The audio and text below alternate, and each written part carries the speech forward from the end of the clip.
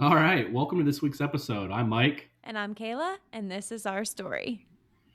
How you doing today, Kay? Okay. It's Yeah, Sunday, but it's not. We have off tomorrow. that's right. I mean, Happy I know this Memorial is Day, coming out everybody. Tuesday, but still. Yeah. Hopefully everybody is recovering from a fun long weekend. If you got it. Yeah. Yeah. So, all right. Recap kind of a little bit, and then we'll head into what the main part of this week's episode will be about, right? Yeah. Can I just talk about why I'm frustrated right now? Yeah, I know. So it's Sunday. We've We did tried this multiple times. Thursday and we recorded it, and it sounded terrible. There's all this echo. Obviously, we're in different rooms again, Yep. and we want to record in the same room, like opposite ends of a table. And we tried that, and it's just not working for whatever reason. We're getting a crap ton of echo.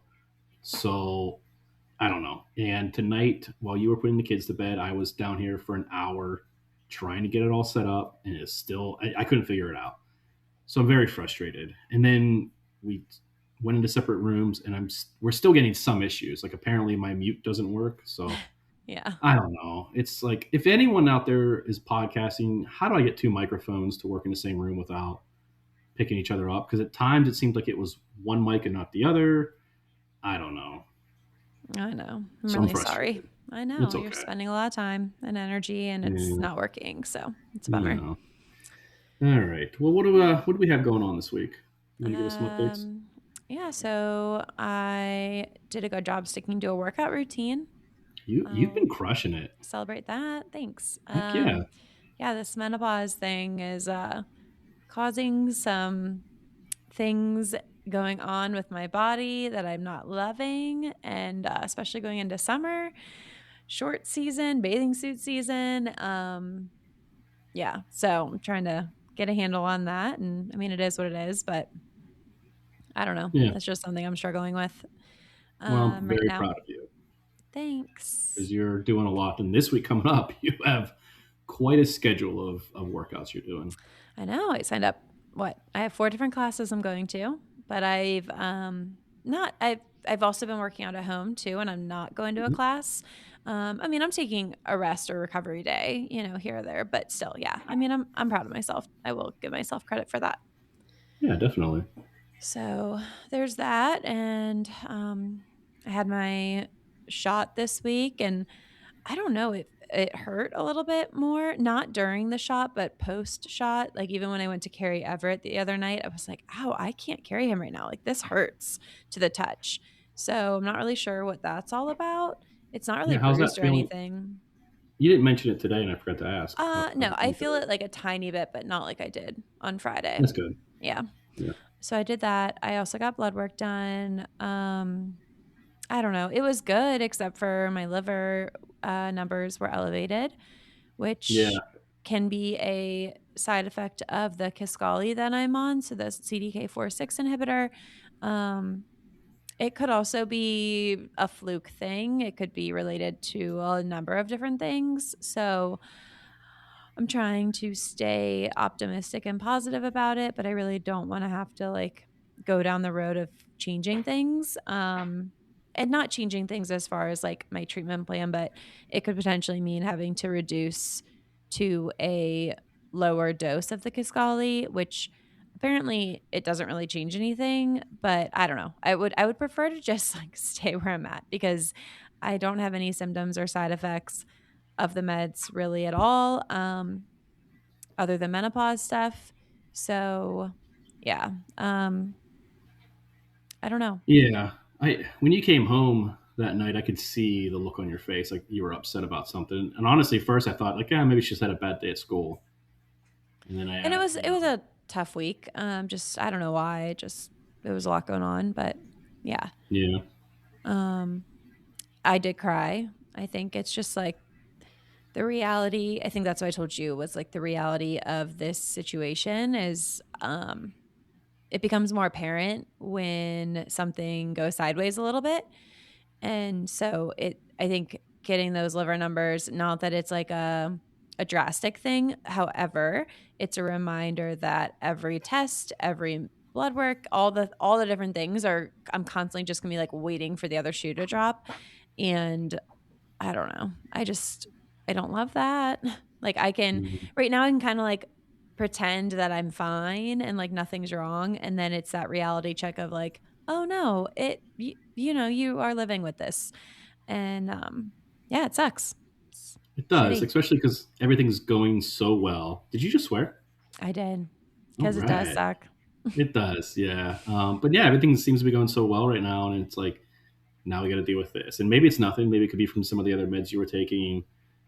Um, so hopefully, like your oncologist said, they weren't terrible. They weren't too high, but we need to, or they weren't that high. I think is what she Yeah, I said. think.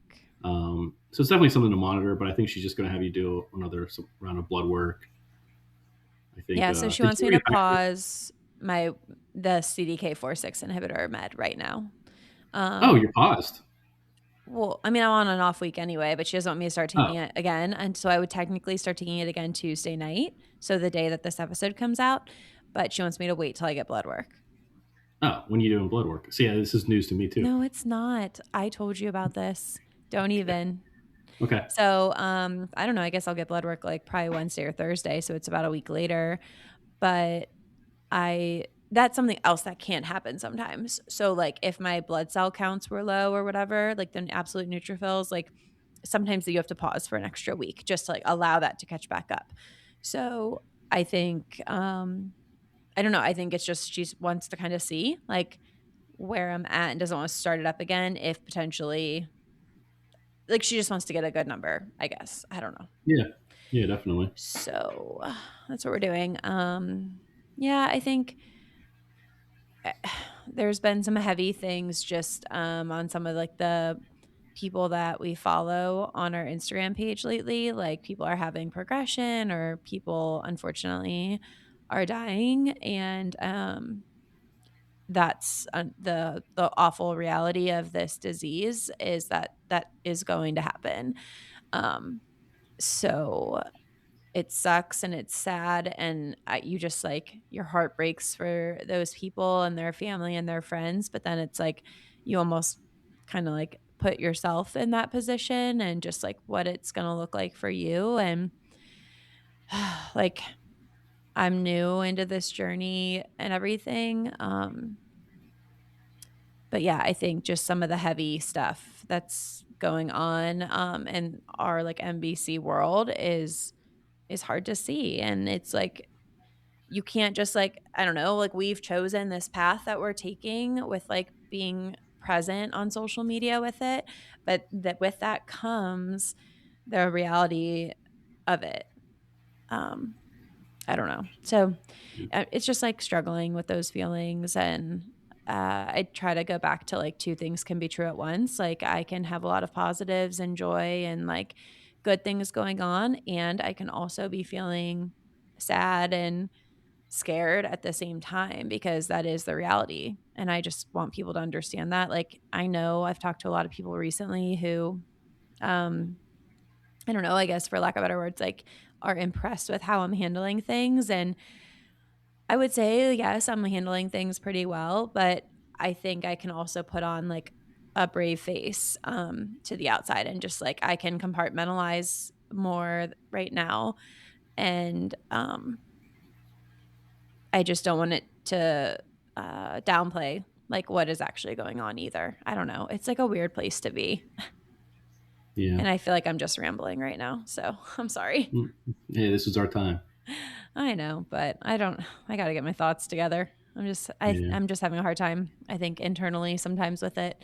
And not like I'm like crying or like whatever every day. It's not like that at all. It's just I start to have these thoughts and then I have to just kind of be like this is not the time right now, girl. Not the time. Yeah. So, Well, anyway, yeah. So something else kind of big happened very recently, just yesterday. yeah. So yeah. So Liam knows that you have breast cancer now. He does, and I don't think he really understands the gravity of it. So I was wearing our podcast sweatshirt, which I have said like I kind of want to ease the kids into knowing, and I think we've been careful and also maybe intentional about like sometimes the way we're talking about things, but also like what we're wearing. Like we have our just show up stuff. We have her cancer, our story stuff, and we do wear those things. And I was hanging out with Liam, and he was looking at my sweatshirt and he was reading it, and we were just talking back and forth, and he just kind of was like, "Do you have cancer?" And I said, "Well, yeah, I do." And he was like, okay.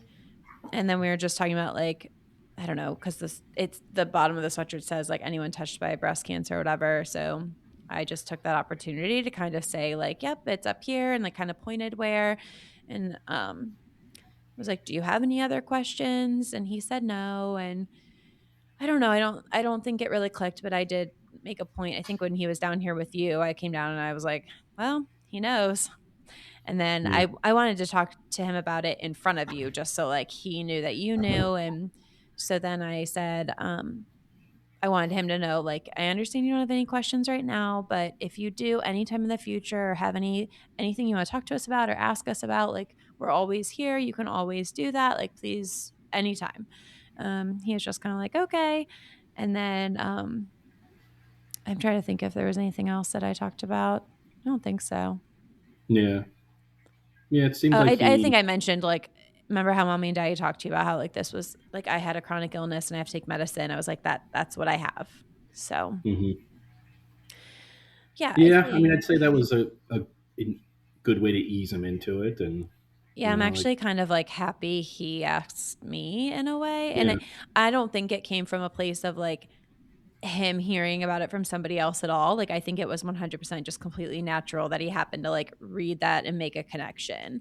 Um, because it's just been like a more common thing that he's like seeing visually, and he can read Hmm. now. So, Yeah.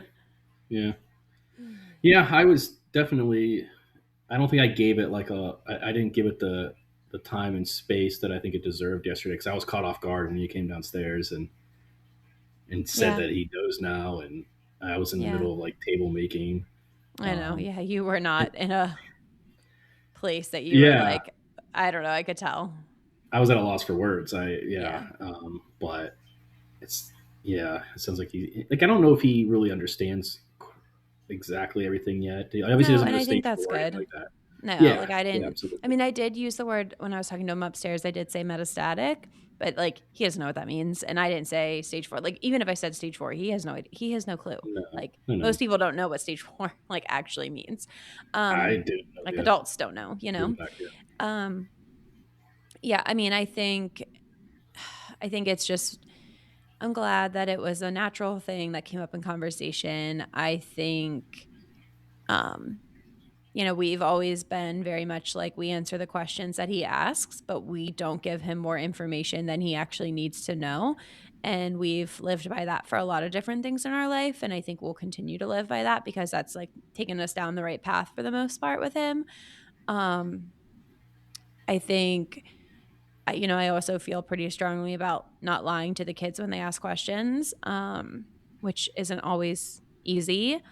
But I think especially in this situation, I was like, Kayla, you can't lie to him right now. Like you have to tell him the truth because it's going to come out. And the worst part of it would be if he finds out I lied. Like I Oh just, yeah. I mean, I think when we told him about the chronic illness thing, we weren't lying. We just were not giving all of the information at that time. So, but yeah, I felt like you have to be truthful to him because he deserves to know when he's asking these questions. But that's why I didn't say anything else because when I said, "Do you have any other questions for me?" He said no. And then we asked him again down here and he said no. And so I was like, okay. Like I think truthfully, like he doesn't have anything else right now. Hmm. So yeah. Yeah. So we'll see. I think I How do are feel a you little bit feeling? better. Okay. I've been one, I think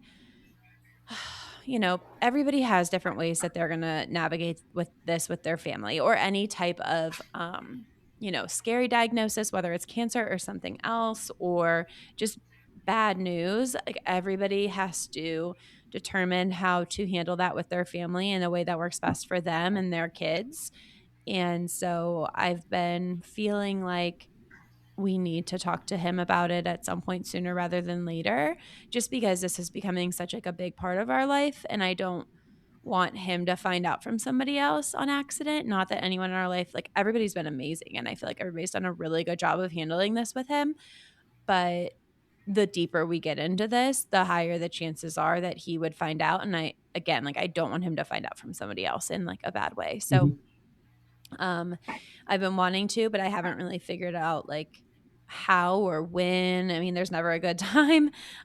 So again, I go back to like, oh, I don't know if that sound came through, but that was my phone dinging. It's Um, okay. but I think, yeah, just like him coming to me with it made me feel better. Yeah, So absolutely. yeah, Yeah, we'll keep you guys updated on what else happens with that. yeah, I So, anything else before we move on to the next segment? What was that? I bumped my mic with my hand. um, I don't know. I mean, we've talked about some things. We talked about Light Up MBC, right? A little bit, yeah. Um, I don't know if we did. I mean, maybe not. I don't know. Like I said, this is our third time doing this because of Yeah. all the errors. So Well, we probably did talk about it. I at just, some point, I think I'd like to talk about that more, but we don't have to right now because we have our second part with our yeah, guest, Claire. yeah, So I really Claire. want to just So focus on that and celebrate that instead. absolutely, if you haven't listened to part one yet, then pause this, go listen to part one, and then come back. Yeah. It's really good first part, and then we get a little deeper for part two.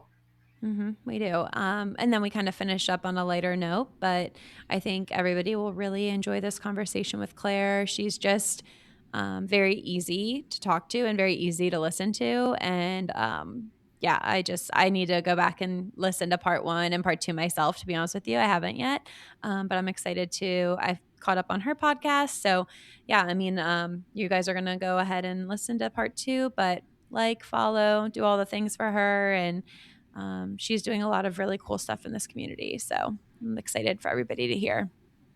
Yeah, absolutely. All right, All well, let's kick it over right. to Claire. All right. Enjoy.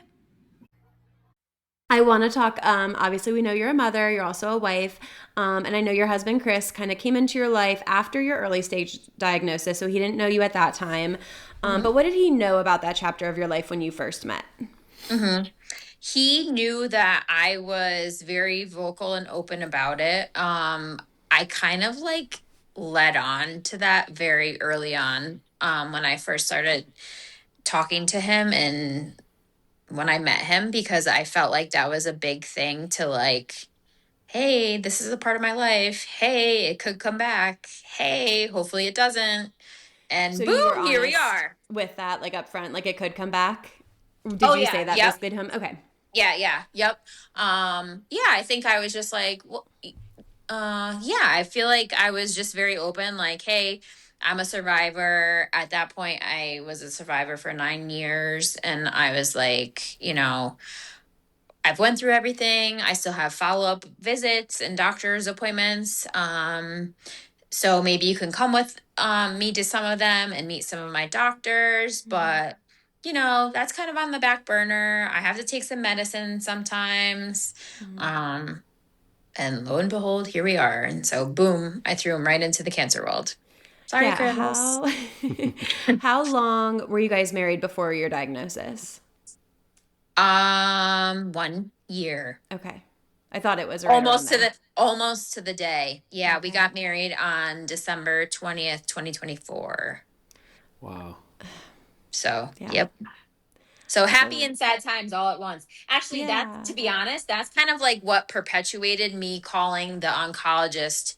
Was right after our 1 year anniversary. We had tried to go away for the weekend to New Hampshire, and I was miserable because I could not sit or lay in bed or just do anything because I was so bloated from the amount of fluid that was accumulating in my abdomen from my tumors in my liver. I was so miserable. Like, he put up with me, but he's like, he's like, something's wrong. Like, you're not you. I was so uncomfortable in the car. Like, I was just so, I couldn't eat a lot that weekend. It was just bad. So literally the next day, that Monday, I called. Yeah. So that's kind of how it all unraveled.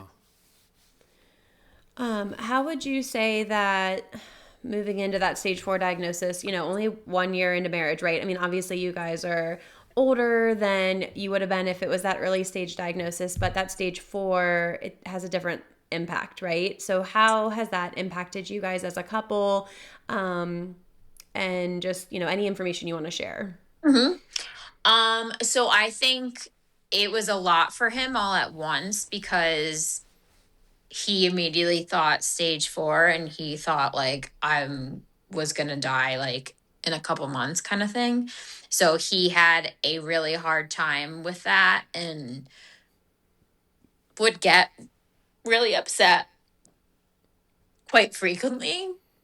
But just like I did with my parents the first time around in 2014,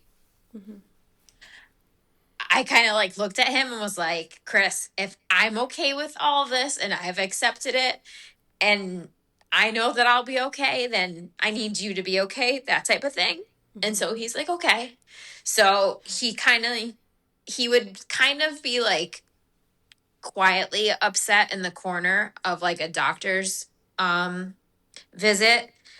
But as soon as he saw me like smiling and being okay with everything and like cracking jokes, then he would kind of like turn around.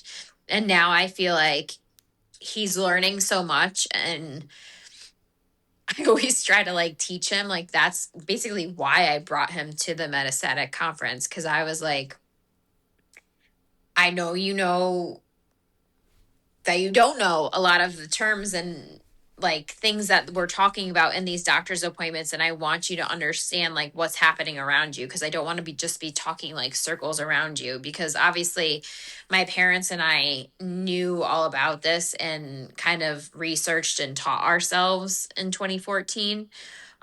So we were used to a lot of the terms that they were talking about. So when he was just like sitting there in some of those early appointments in December and January, he was just like sitting there like a deer in headlights, like, what the fuck is going on? So, yeah. So that's why I dragged him along. So he was listening, but he was also at the conference. He was on his phone trying to be like a little bit distracted because he didn't want to be getting upset while we were sitting there. It was a lot. Yeah, it was definitely a lot there. But talking about his experience, I feel like you were describing me too. I mean, that's like I was in the same boat he was. Like I told Kaela this recently. I think I actually mentioned it on a podcast. Like I briefly like mourned my wife. Like I was grieving right like when I heard stage 4. It's like this could be tomorrow. I don't know. Yeah. And, Yeah.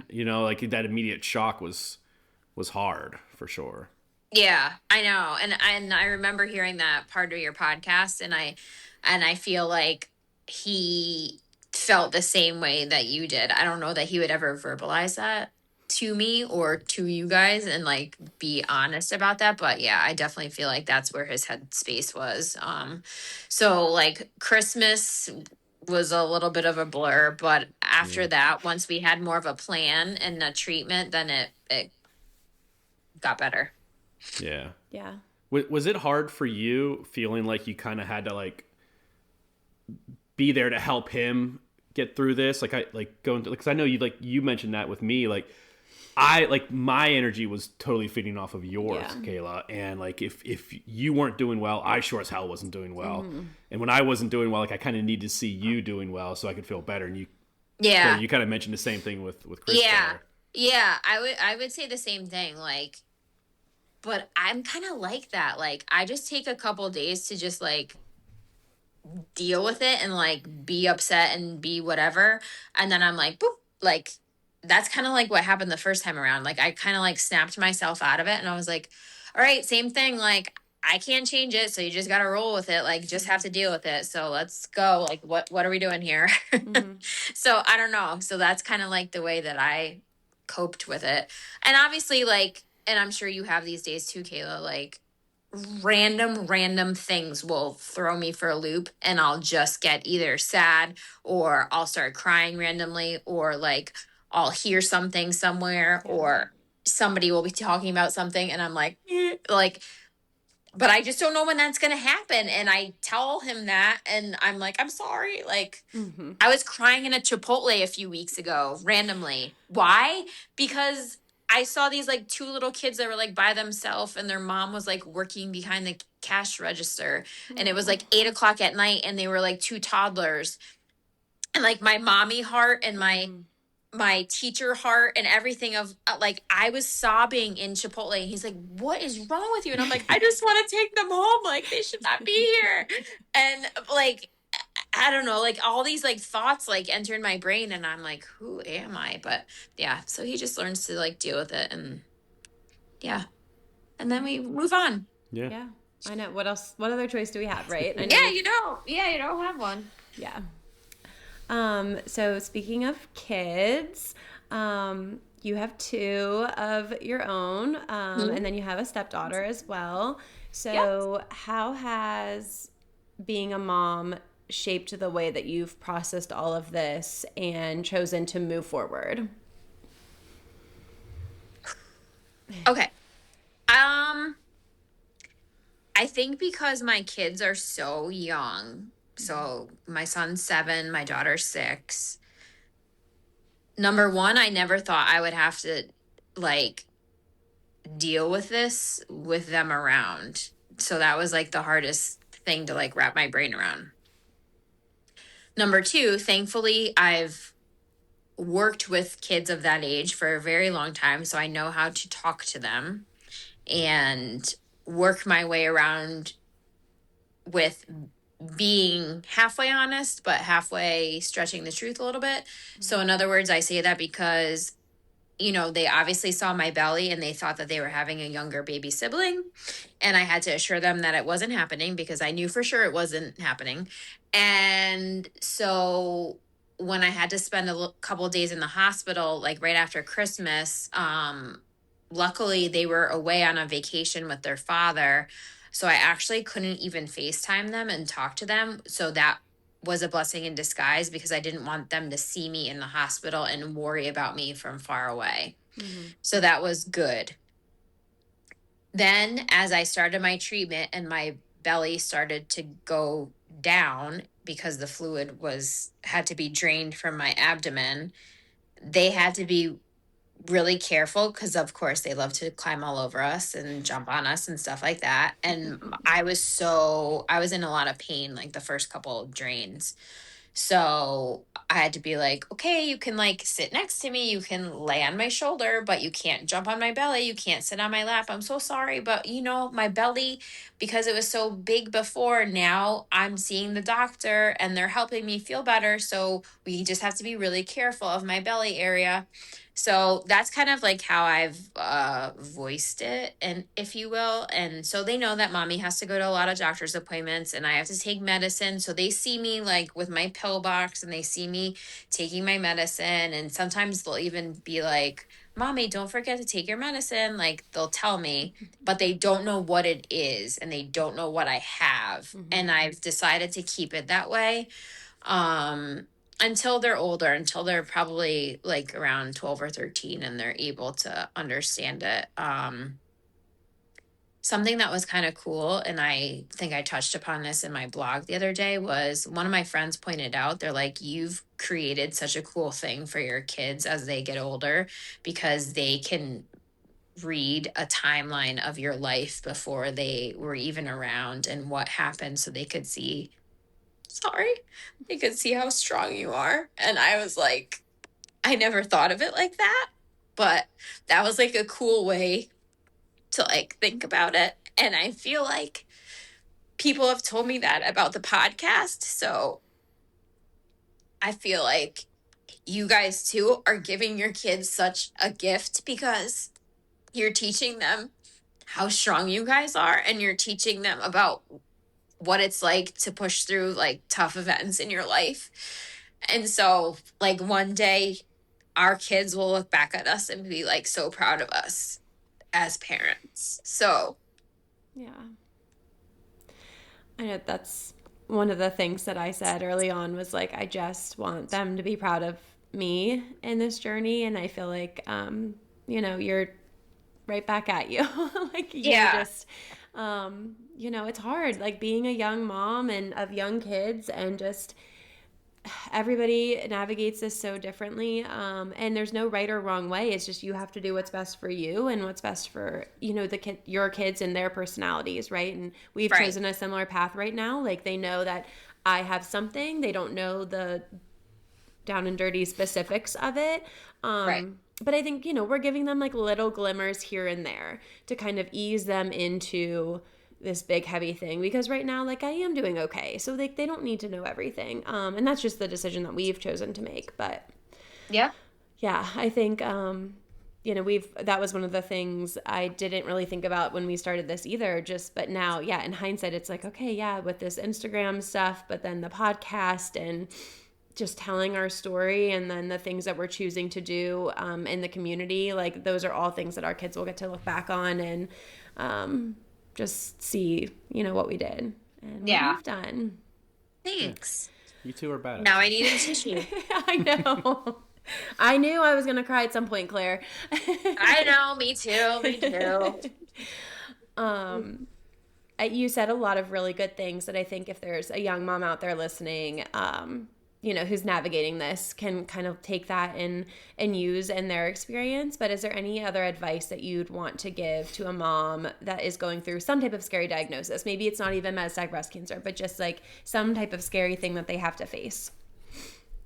I don't know. I would just say lead with your mom heart and your intuition. Yeah. That's how I just do everything in life. I lead with my heart and my gut and what it tells me to do. So, yeah, I don't know. I think my biggest thing though would be for women that have some sort of diagnosis and they want to have a family one day, that it is possible, and it's possible. Obviously it looks very different for everybody. I'm sure we all know like a bunch of people who have had, fertility issues and things like that, but it is possible to have a family in a healthy way. I don't know. I guess it looks different for everybody, but I would just say, like, if you really want to become a mother or a parent, there are ways around it no matter what. So, Yeah, and I think we are very lucky in multiple reasons for the way that science and technology and everything is the rate at which it's moving forward. 10 years ago, I don't think we'd be having the same conversation about a lot of things, but especially about motherhood when you're experiencing cancer. So, we're making progress. We'd like it to be a little faster in a lot of areas, but there's a lot of influencers out there, in the metastatic world that are having kids, despite all the people that are telling them that it wasn't possible. So it's great. Right. I know. And let's see what else. Thinking about, hard days and hard moments and things like that. What has surprised you the most about your own resilience through these things? Oof. Kaela, you are throwing me for a loop here tonight. I'm so sorry. It's okay. What has surprised? I don't know. I guess my surprise is that I can deal with all of this. Yeah. Sometimes I like have to take a step back and I'm like, am I really doing all of this? Like, because this thing that we are both living in right now was my biggest fear in life. Yep. So the fact that I'm living it and breathing it and surviving it, which is why I like the word survivor better than thriver. I don't know. I don't know why. I have a really hard time with thriver. I don't know why. I love survivor. Mm-hmm. So it's like I surprise myself in that way, I guess. And so, like, I guess another thought, people are like, oh, you're so inspiring. I don't think I'm inspiring. I'm just being me. Like, I'm just telling people, like, what's up. Like, this is, like, my life. I don't know. If I'm helping somebody and teaching somebody something, great. If not, and you can't stand listening to me hear about or talk about my perky bits anymore, that's fine. Tune it out, turn it off, change whatever. But like, I don't know. It's crazy because before I was always afraid and anxious of so much, and now I'm in it. I'm living it. So there's nothing more to be afraid of. Literally nothing scares me. I tell people that all the time. They're like, "Well, what scares you in life?" I'm like, "Nothing." I'm like, "Nothing scares me anymore because I'm literally living through it right now." Yeah. No, it's true. The reality that we face every day is a lot of people's biggest fear. And Yeah. it kind of goes back to like, yeah, we've been, I don't know, just life looks different now. And it's short and or long, but you know, you just never know what's next. Yeah. So, And it's funny because like I feel like obviously we look through everything. You and I look through a different lens than everybody else. So like yeah. stuff that like bothers Mike or Chris as husbands, like the way I freaking put the dishes in the dishwasher or the way I don't fold things perfectly and don't put them away. I'm like, I could give two shits. If I cleaned the towels and put them at least away in the same closet where they belong, then that's perfectly fine by me. But like, it's because to me that's so minute in the whole scheme of life, and like it's so hard sometimes, and like we have like these like little spats over stupid shit like that because I'm like, I don't care if my stuff is wrinkled, I don't care if like, because that to me is like nothing, that's nothing in my brain. So but to him that's very important, so I tried to be respectful of that and do my best. And maybe I've pretended to be really shitty at laundry on purpose so that way he has to do it and I don't have to do it, but I don't know. Yeah. That's funny because not long ago, like a couple weeks ago, I was going to do a load of laundry, and there was clothes that were in the laundry in the washer that you put in like 2 days before. That's me. And normally that makes me really mad, but I can say at this moment I was like, thank God she's still here to do this. Yes. So it's like little things like that that used to really, like, it would make me angry. Like, not, Yeah, like I would just really sit there and be like, "Grr, darn it, Kaela." Now it's like, all right, well, okay. Yeah. Just See, do it Wash it again. Yeah. So I've learned that a little bit throughout this. But going back to what you were saying earlier about, like, how you two aren't doing anything special and you're just living your life, like, from a semi-outsider's perspective, it's fucking amazing what you're doing. Like, I don't know how you live with such heaviness and go through every day with such grace. Like, it's amazing. Claire, I see everything you're doing on it, Instagram, and listen to your podcast. Thanks. And you're going out there and you're just doing it and you're living it. Kaela, I see everything you're doing. You're going to work and you're being a mom, and just like almost like this isn't happening. And sometimes I sit back and I'm like, what are you doing? Like, why aren't you breaking down right now? Like, I don't get it. And it's really just like, it's amazing to see, just from like my perspective, I guess. Well, thank you. Yeah. So just keep doing it though. Yes. Yay for us. Yeah. Well, and I think something else, Claire, that you kind of said that I just wanted to touch on, like, I struggle sometimes with, like, everybody is allowed to have their hard things. And I always tell people that because sometimes, like, they over apologize. Like, if they come to me and, like, complain about something and they're like, why am I complaining to you? Like, you have way bigger things to deal with. And I'm always like, no, like, it's fine. Like, you still have a normal life and you are still allowed to go through hard things. And just because it's not the same as mine and you might not think it's on the same scale, like, I still want to hear about it. It's okay. But on the flip side of that, sometimes there's people that are complaining about these things that I'm just like, why? That is not a big deal. Like, you are making it this huge thing. It is a tiny little thing and it's not a big deal. And it's about something stupid, right? Like, it's not a big, and I'm just like, can you just get it together? Like, you know what I'm dealing with. Why are you making this a big deal? And it's not like personal to me, but just in general in their life, like, why are they doing that to themselves? Correct. That's been a hard thing. Like, I've struggled with, I think. Yep. I definitely have had those discussions with former coworkers that I'm like, don't lose sleep over like silly things. To them, it was important at the time, but yeah. Yeah. I used to sing Let It Go. Like, I'm a terrible singer, you don't want me to sing. But like Elsa in Frozen to some of my coworkers, because I'd be like, you just need to let it go. Like, don't be upset over it. And they're like, okay. So I definitely feel like I've taught some of my former colleagues that. Yeah. From being around me. You'd be a big hit in this house. Our youngest son loves Everett. Frozen and Elsa. Oh, and everything with that. Big Let It Go fan. Yeah, oh yeah. Yeah, we I went through that a long time ago. Yes. All right. So just a couple things before we kind of get to end of podcast questions. What are some things that are bringing you joy lately? So we talked a little bit about a small win for you, but just in general, what kinds of things make you happy? Things like this, doing like literally throwing myself into as many metastatic projects as I possibly can come up with and brainstorm in my brain. And yeah, I just staying busy is what I love to do. I've always been like that since I was like a teenager. So the busier I get, the better I am at like structuring my time. So I like to stay busy. And I would say that that's what I'm like proud of and happy about. What are you working on recently that you can talk about?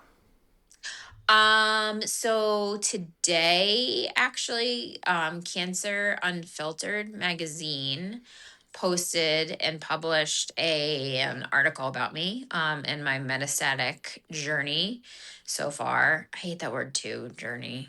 Our cancer journey. No, I use it, but I'm like, I don't. Me too, love because using I don't. it. I don't know what else to say. But let's come up with a different term. Maybe we could say like our cancer trail. No, that sounds weird. We'll figure it out. Another off podcast conversation. Journey. Yeah, I don't know. Anyway, so they just published an article. I just kind of met and or introduced myself to MBC Cure, which is an organization that funds a lot of research and funds that is directed just to metastatic breast cancer, because there's not enough research done and funding done in our sector. There's obviously lots that goes to early stage breast cancer, not a lot to stage 4. So I'm happy and excited to be coming up with some cool ideas and potential podcast interviews with MBC Cure. And along with that, hopefully I can tie in my Instagram breast cancer friends, acquaintances, I don't know what the right term is. Maybe breast cancer sisters, I should say, from Post Swim. So that's Lauren, who founded a company that designs bathing suits for women that have gone through breast cancer, because she is a breast cancer survivor herself, and also tying in Anna Ono Intimates, and that's Dana. Dana was actually at the LBBC conference, so I don't know if you got a chance to meet her. She was in the corner to the right-hand side when you walked in the door on the right-hand side. Okay. And she was wearing a jacket that zipped up and it was black and it had foobs that were in pink, teal, and green. Okay. I think I saw her. Yeah. I saw that jacket. Yes. Yes. Dana's fabulous.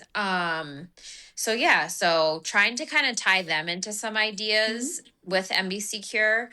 What else? Oh my gosh. I feel like that's kind of it, but it's a lot at the same time, because I'm trying to like take like a couple of different people from different breast cancer sectors and like kind of combine them all into one thing, if you will. Yeah. I'm trying to get everybody on the same page. That's really cool, because there are a lot of like siloed organizations that are all working towards the same goal, but I love what you're doing with that. Yeah, that's the perfect way of wording it, because that's exactly what I actually said to somebody today. I said, we all have the same end goal in common. We want to gather funds to produce more research in the metastatic world So how can we all kind of use our best qualities to kind of get there all together, if you will? Yeah, so I love that. No, that's awesome. What kind of changing it up again, but what are some of the most, we're going to do two things. What are some of the most like helpful kind of support that you've received, but then also maybe some of like the most unhelpful things that people might say or do? So this is hilarious. The best advice I've ever gotten was from my original breast surgeon back in 2014. The first day I like met her, she's like, whatever you do, don't Google your symptoms on about breast cancer. Well, now there's Google, but now there's Chat GPT. And so now I like to Chat GPT everything I'm feeling, which is so stupid, but that's what our world has come to. So I always tell people that, but I don't even follow my own advice, because literally every scan I have, I then literally copy paste the wording into Chat GPT. And my parents and my husband continually tell me, stop using Chat GPT to diagnose yourself. And I'm like, I know. And I know that, but in my brain, I just want an answer faster. And it's hard to understand sometimes. Some of the words that they use, I'm like, just easier. Yeah, so easier said than done, but I do highly suggest people not Googling things, because I feel like sometimes you get the not so nice stories instead of the beautiful stories like your story and my story. But if you do Google perky bits, I do show up, which is kind of cool. That's a fun fact. Oh, okay. Yeah. Probably way different than your original idea. Yes. Yes. Very true. Much more Google friendly. Yes, much more PG instead of like R-rated, probably.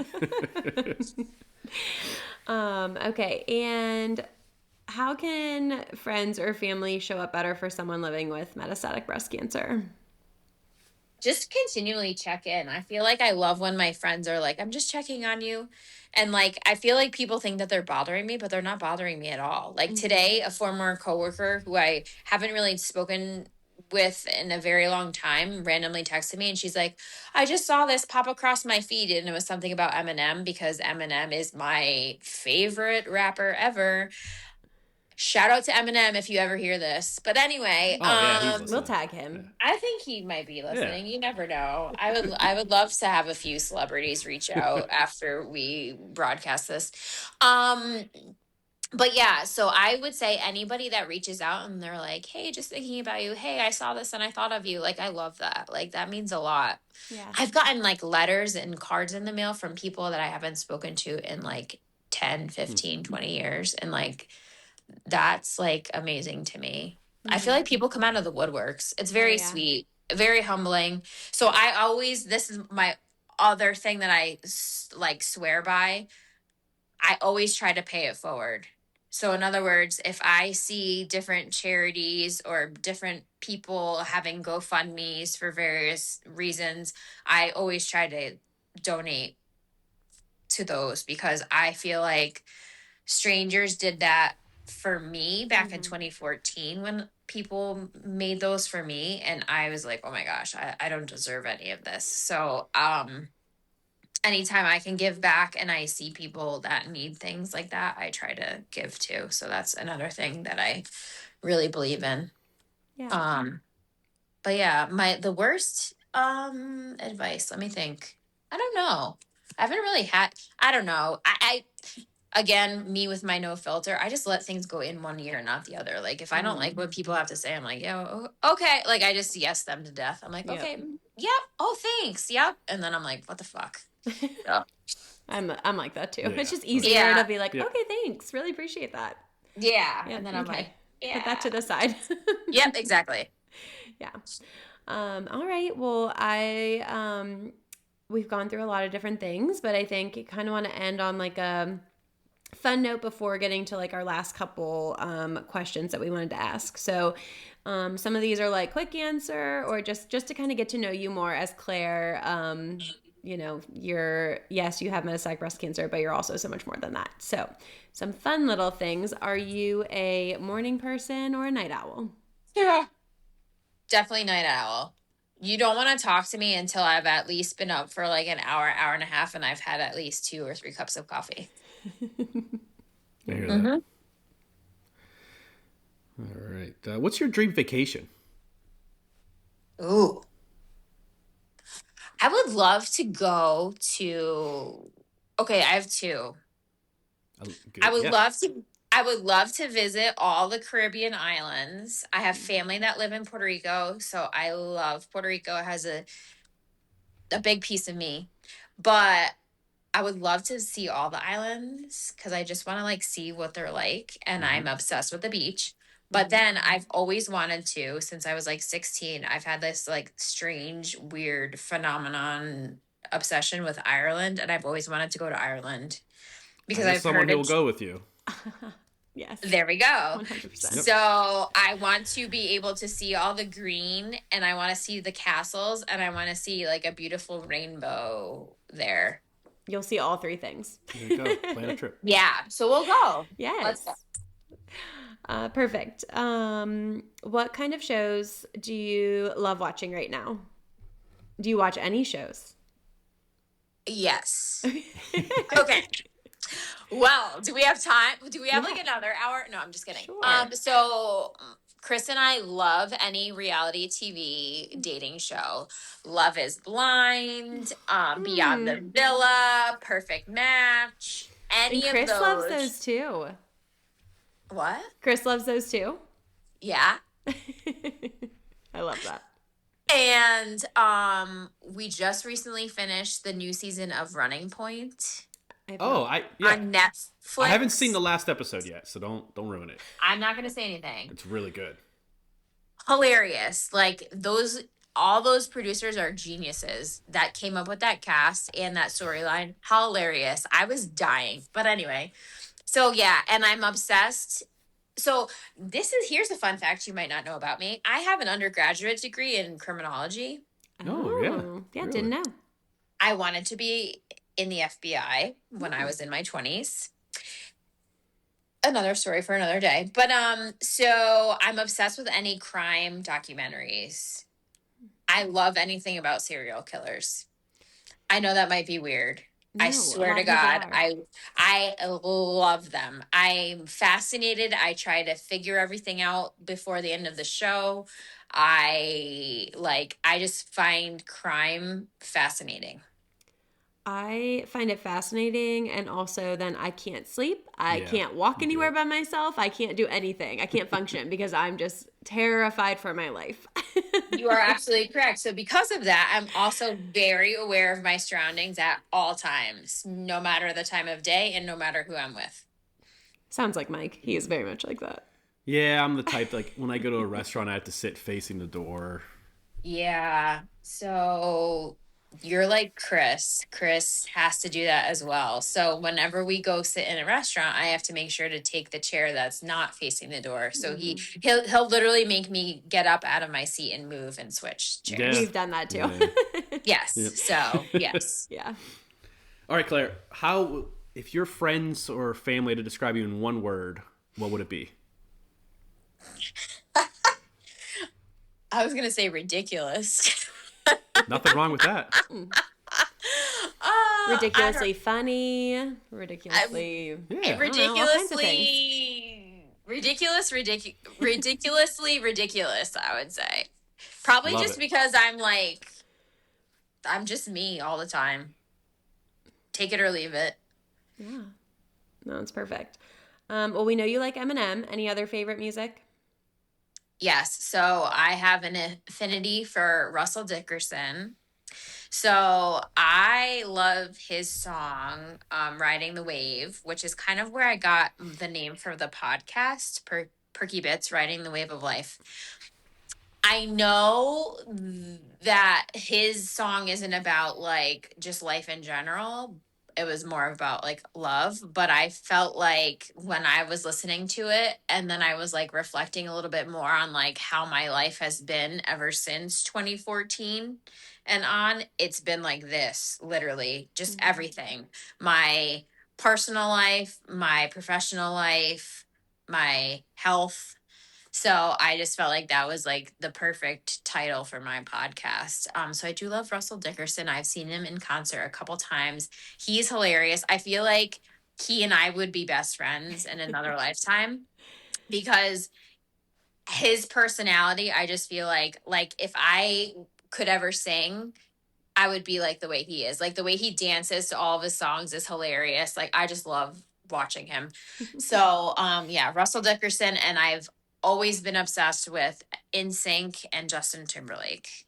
Yes, I was always an NSYNC fan. Yeah, so those would be my top 3 people. Perfect. Okay, so now we're gonna wrap up those questions. Just ask the last couple. Yeah. Okay. Do you want to go ahead? Oh, okay. Or do you want me to? All right, so I think we talked about the exciting things right now. This is kind of like this is a deep one, I think. What does legacy mean to you, and what do you hope for yours to look like? I don't know what legacy means to me. I just would want people to know that I'm always honest in myself, and that I'm always trying to do the best for everybody else around me. Mm-hmm. And I love wholeheartedly. And yeah, I don't know what it looks like though. I guess basically it looks like my podcast and my blog. There's a timeline from when I was 29 through now. So that's almost, that's a fourth of my life. Yeah. Wow. Mm-hmm. So like, that's kind of cool in a Totally. sense.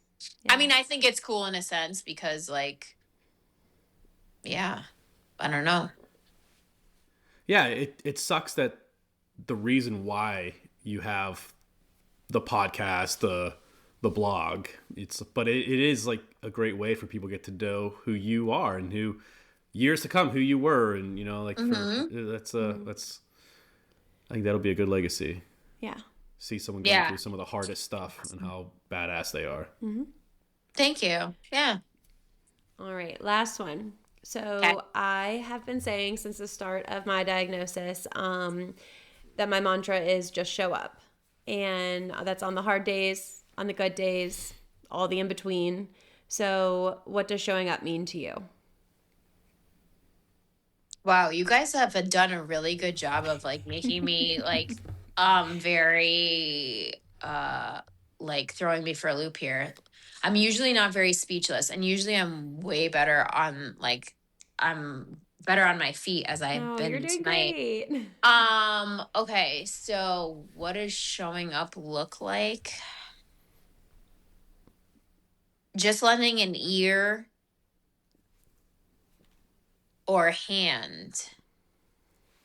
So being there to listen to anything that I have to say, good or bad or indifferent, and letting me cry, yell, scream, or tell a funny joke, or lending a hand, like anything that I might need a hand with, or just saying like, hey, how can I help you? How can I don't know.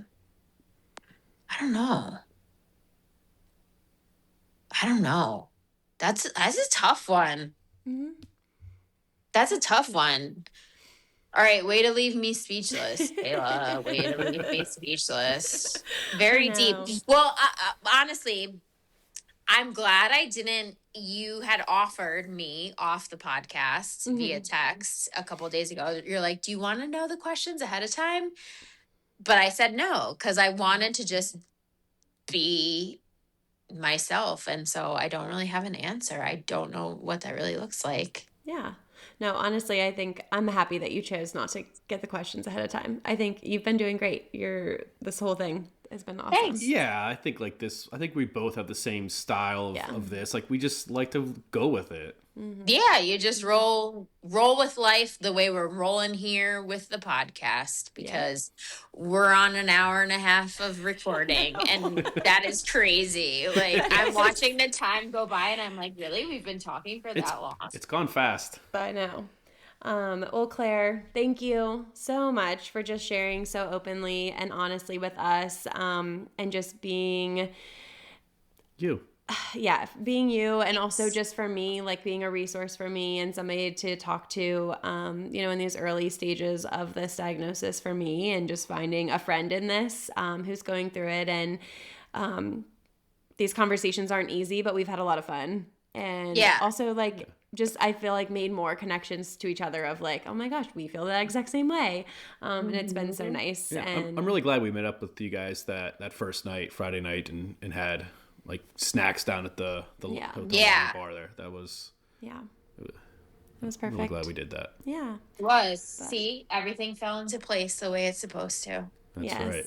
Absolutely. Well, Claire, before we head out, quickly plug your podcast. Oh yeah. Okay, so you can find me on if you just type in Perky Bits Riding the Waves of Life, you can find me on Amazon Music and podcasts, Apple Podcasts. Spotify is giving me a little bit of a problem lately, so I'm hoping to fix that. But you can also find my blog at perkybits.wordpress.com, and you can find me on Instagram at Claire Perky Bits. But you can find all those things if you do Google me. So go ahead, Google me, people, and see what. We'll tag you. We'll tag you in our Instagram. Yeah. We'll do all the tags. But if you're listening to this, definitely give Claire a follow if you aren't. You're missing out. I think it's a great follow, and it's a good listen. So thank you. You guys as well. I can't wait to have you guys on my podcast, but we'll do that in a couple months so that way we can space out the fun. Because you might actually have to break this up into like 2 parts because we've been talking for so long. I don't know. I know. I was like, we might be talking for an hour and a half. Like, I don't really know. And it's at 9. Yeah. Yep. All right. Well, thank you. Yeah. All right. We'll wrap it up. Thanks, guys. Thanks, Claire. Thanks. Yep. Claire. Bye. Bye. All right, everyone. We really hope that you enjoyed our time with Claire. I know we did. And like we've said a couple different times, please make sure that you go and follow her on Instagram, maybe read her blog, listen to her podcast. And as always, we'd really appreciate any ratings and reviews on any of our podcast platforms for our own pod. We're always also welcoming feedback as we learn how to do this a little bit more, especially now that we're starting to have guests on. And I hope everybody's having a great week. So we'll talk to you soon. All right. Well, thanks. All right. Love you. Love you. Bye. Bye.